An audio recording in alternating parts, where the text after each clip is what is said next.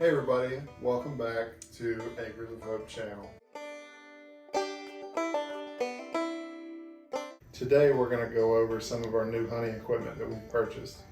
Of course, the reason that we're buying new honey equipment is because we don't have any. This is our first year in bees, so I guess we can all learn together. I love it. Stop. Okay, so we're going to start right here at the top of the pile.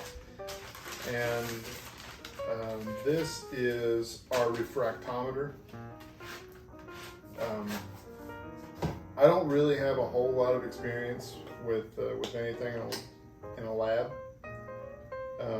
but this right here is basically a device to test the moisture content of your honey to make sure that it does not ferment. I think this refractometer was about $20 on Amazon. A couple 3 mil pipettes.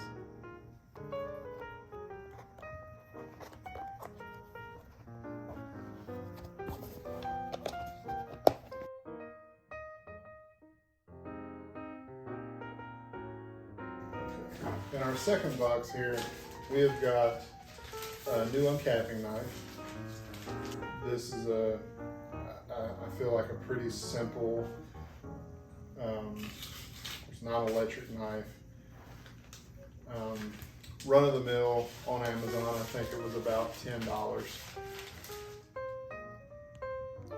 And the last item in this second box is our honey strainer. This strainer is a Vevor product.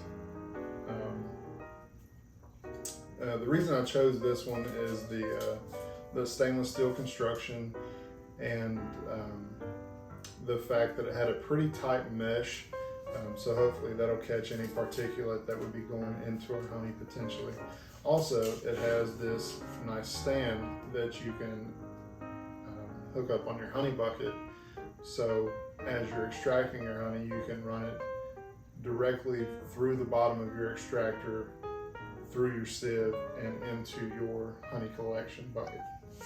So the first three items, they all came off of Amazon.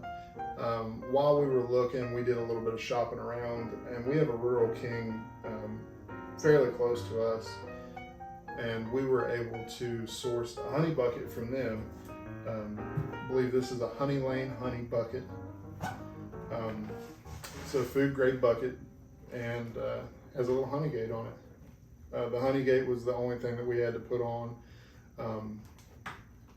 and we also had to wash out the bucket before the first use, which is probably a good idea for any of your honey stuff.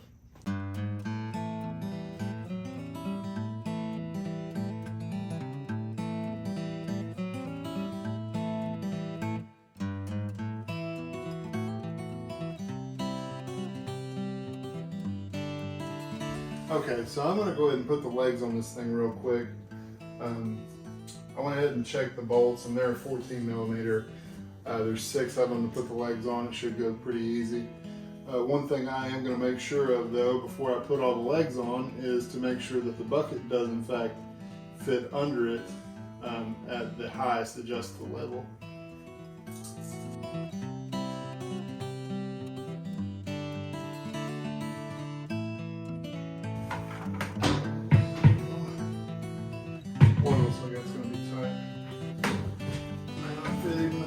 So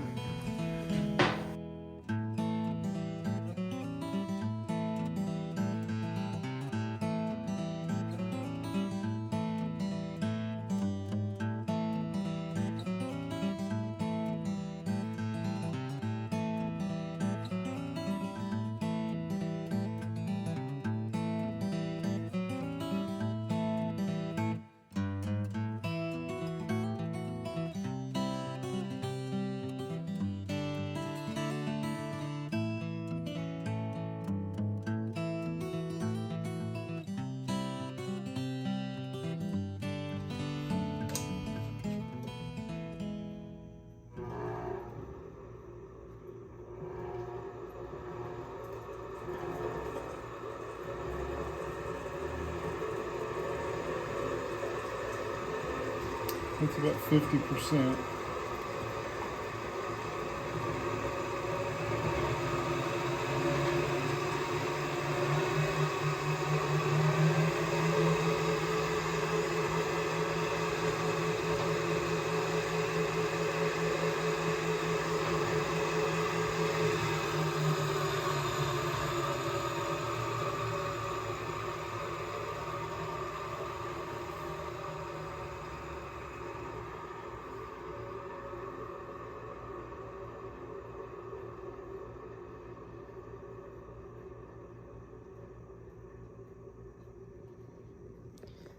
So it looks like it's made to bolt down. Will that help with some of the shake? Are you supposed to bolt them down? I mean, you most certainly can. So, cosmetically, let me just say a few things about the Vevor 4.8 honey extractor.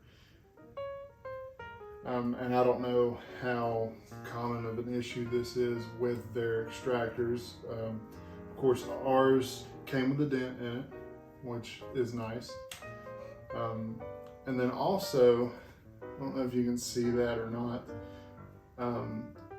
the lids are like plexiglass, but they're like spider web cracked all the way through. And both of them were like that. So I don't know if that's some sort of common issue that they have. Other than cosmetically, I'm sure it's not a big deal, but to spend the kind of money that we spent to get a honey spinner like this, I would definitely expect better. And just one other thing that I can say about it, it seems to be in balance pretty good. But I would definitely like to see some sort of safety interlock. So if you do open up these lids, that it kicks off that motor. Oh, we need to get a good picture of that. Yeah. You can see it. It's pretty. It's a pretty big dent. The box wasn't even messed up, was it? No. That's kind of a bummer. It's very much a bummer. It's going to be very much a bummer if it leaks. So I suppose where we go from here is we fill this guy with water and see if it holds water. But in the meantime, I'm also going to send Vevor an email and see what they have to say with it. Maybe test their customer service a little bit. Because I feel like for a $500 honey spinner, you should get $500 worth of honey spinner. If anybody else has ever had, any kind of run-ins with Vevor or worked with their customer service, drop something down in the comments and let us know how they treated you all.